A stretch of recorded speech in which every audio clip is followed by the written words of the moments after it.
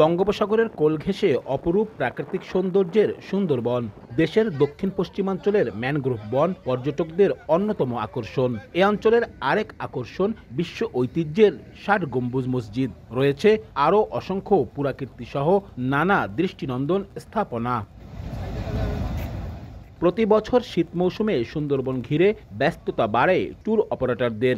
সমুদ্র দিয়ে পাড়ি দেওয়ার জন্য নতুন করে সাজে লঞ্চ সহ অন্যান্য নৌযান। করমজল, হারবাড়িয়া, কটকা, কচিখালী, দুবলার চর সহ পর্যটন কেন্দ্রগুলোতে যেতে হয় নদীপথে, যেখানে প্রাকৃতিক অপরূপ সৌন্দর্য উপভোগের পাশাপাশি রয়্যাল বেঙ্গল টাইগার, হরিণ, কুমির, বানর ও পাখিসহ নানা রকম বন্যপ্রাণীতে রোমাঞ্চিত হন পর্যটকরা। সৌভাগ্যবান হলে দেখা পান রয়্যাল বেঙ্গল টাইগারের। বন দেখতে পাচ্ছি, পাশাপাশি নদী, এখানে বিভিন্ন প্রকার উদ্ভিদগুলো রয়েছে, যেখানে অন্যান্য জায়গায় এই সবগুলো নেই। ম্যানগ্রোভের ভিতর দিয়ে গেলে যেটা সৌন্দর্য দেখা যায়, এটা আমি ওয়ার্ল্ডের অনেক জায়গায় গিয়েছি।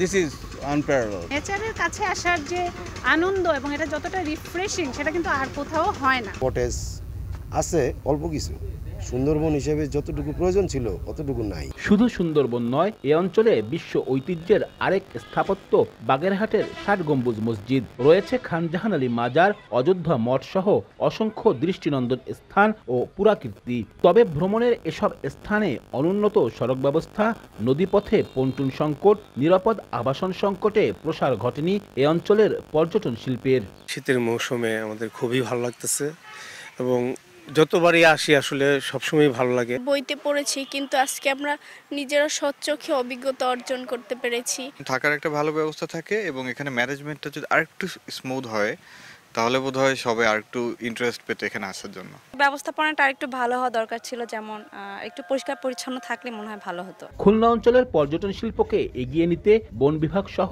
সব দপ্তরের সমন্বিত উদ্যোগ প্রয়োজন বলে মনে করেন সংশ্লিষ্টরা।